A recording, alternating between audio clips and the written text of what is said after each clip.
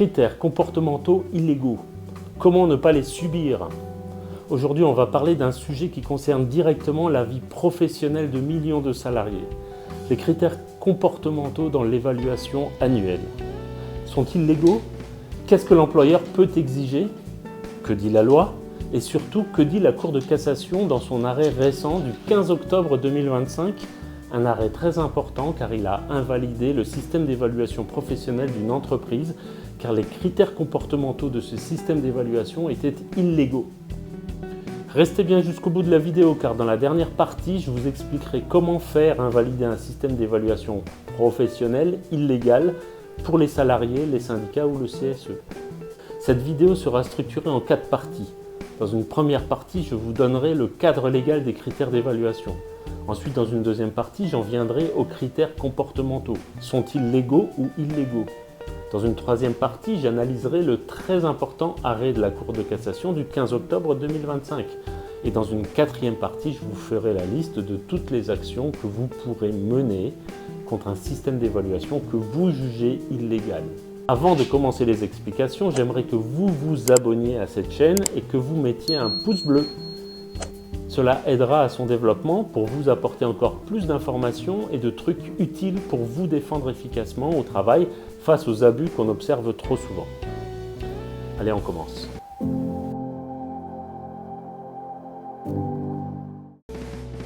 Avant d'entrer dans le détail, rappelons le cadre juridique général. En France, un principe simple s'applique. L'employeur a le droit d'évaluer ses salariés, mais il est strictement encadré par la loi et par la jurisprudence. D'abord, les critères utilisés doivent avoir pour finalité d'apprécier les aptitudes professionnelles du salarié. Cela veut dire que l'employeur ne peut évaluer que ce qui est nécessaire pour mesurer la capacité d'un salarié à faire son travail, à tenir son poste. Ensuite, le salarié doit être informé préalablement des méthodes d'évaluation. Il doit savoir comment il sera évalué, sur quels critères et à quoi ça sert. Pas de surprise, pas de critères cachés, pas de méthode mystérieuse. C'est interdit. Autre règle essentielle, les critères doivent être précis, objectifs et pertinents par rapport au poste occupé par le salarié. En clair, l'évaluation doit se fonder sur des éléments concrets, mesurables et en lien direct avec l'activité professionnelle du salarié évalué. Et enfin, les résultats de l'évaluation doivent rester confidentiels et l'employeur doit utiliser le dispositif de manière loyale et transparente. Voilà les bases légales. Et maintenant, voyons ce qui distingue les critères licites de ceux qui posent problème. Les critères comportementaux peuvent être acceptables ou totalement illicites. Tout dépend de leur précision et de leur lien avec le poste occupé par le salarié évalué. Un critère est légal lorsqu'il est directement lié à l'activité professionnelle et qu'il peut être objectivement évalué. Par exemple, la capacité à respecter les délais, la coopération au sein d'une équipe, l'application des règles de sécurité, la qualité d'une communication avec la hiérarchie ou la tenue administrative d'un dossier. Ce sont des comportements professionnels observables, mesurables et liés au poste. En revanche, un critère est illégal lorsqu'il devient trop subjectif, trop moral ou trop vague. C'est le cas des critères comme optimisme, honnêteté, bon sens, enthousiasme ou attitude positive, ou tout autre critère psychologisant sans définition opérationnelle précise. Pourquoi c'est illégal? Parce que ces termes ne peuvent pas être mesurés objectivement et qu'ils ne décrivent pas une compétence professionnelle. Ils ouvrent la porte à l'arbitraire de la part du manager et aux discriminations éventuelles, ainsi qu'à des évaluations déconnectées du travail réel. Ces critères pourraient aussi être utilisés pour sanctionner un salarié sans raison valable ou pour influer négativement sur ses augmentations ou ses promotions. C'est justement ce qu'a rappelé la Cour de cassation dans l'arrêt du 15 octobre 2025.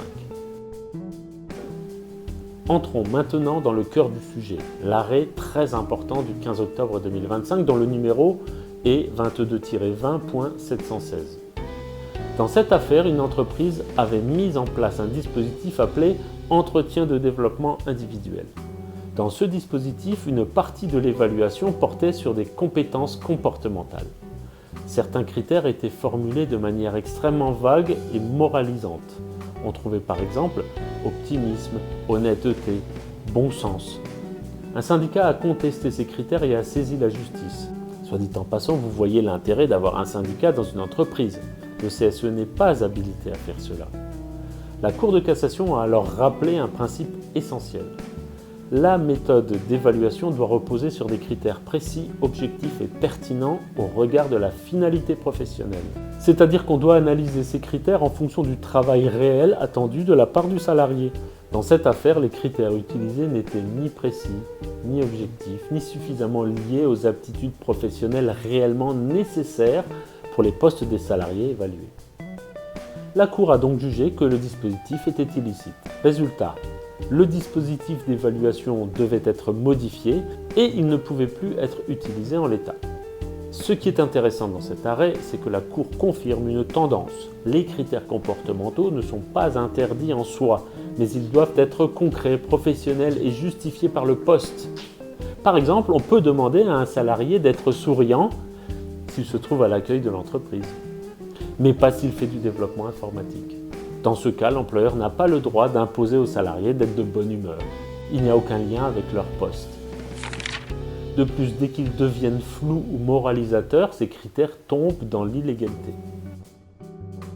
Si vous êtes salarié, délégué syndical ou membre du CSE, vous avez plusieurs moyens d'agir.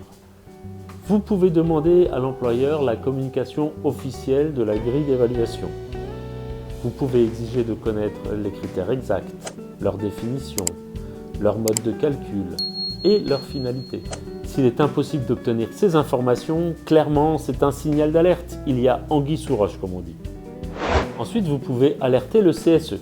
Le CSE doit obligatoirement être consulté sur les méthodes de management décidées dans l'entreprise et sur l'organisation du travail. Un système d'évaluation qui comporte des critères comportementaux entre clairement dans ce champ. Le CSE doit être informé et consulté sur ces critères comportementaux. Il doit jouer son rôle de contre-pouvoir. Le CSE peut alors demander une expertise, par exemple, poser des questions et demander des modifications. En revanche, il ne peut pas saisir la justice contre des critères comportementaux qu'il juge illégaux, car le CSE n'est pas investi de la défense des intérêts de la profession, contrairement aux syndicats. Vous pouvez donc aussi alerter les syndicats. Les syndicats ont la possibilité d'agir devant les tribunaux pour faire interdire un dispositif d'évaluation illicite. C'est exactement ce qu'il s'est passé dans l'affaire jugée en octobre 2025 que je viens de vous décrire. Vous pouvez saisir l'inspection du travail. Elle peut intervenir, rappeler les règles et inciter l'employeur à modifier son système. Si un inspecteur du travail conclut à des critères comportementaux illégaux, les syndicats ont un bon atout pour faire respecter la loi en saisissant la justice si l'employeur s'entête à appliquer ces critères comportementaux-là. Vous pouvez aussi saisir le conseil des prud'hommes. Le salarié mécontent peut saisir le conseil des prud'hommes en cas de sanction fondée sur un critère illégal, en cas de refus d'augmentation, en cas de non-promotion ou en cas de tout autre préjudice lié à l'évaluation qu'il juge illégale. Les juges peuvent annuler une sanction, ordonner la suppression du dispositif ou interdire à l'entreprise d'utiliser certains critères. Vous pouvez aussi proposer des critères alternatifs. Pour éviter le conflit permanent, il est possible d'accompagner l'entreprise vers un système plus objectif. Par exemple, remplacer optimisme par capacité à formuler des solutions en cas d'imprévu. Ou remplacer honnêteté par respect des procédures internes de transmission d'informations. Ça, ce sont des critères concrets, observables, mesurables. Pour résumer, oui, l'employeur peut évaluer ses salariés.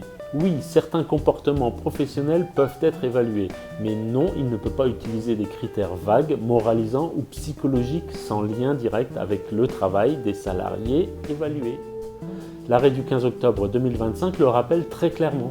Les critères comportementaux doivent être précis, objectifs et professionnellement pertinents. Sinon, l'évaluation devient illicite. Vous trouverez d'autres vidéos comparables à celle-ci à gauche de l'écran. Une playlist est même consacrée au sujet impliquant le contrat de travail.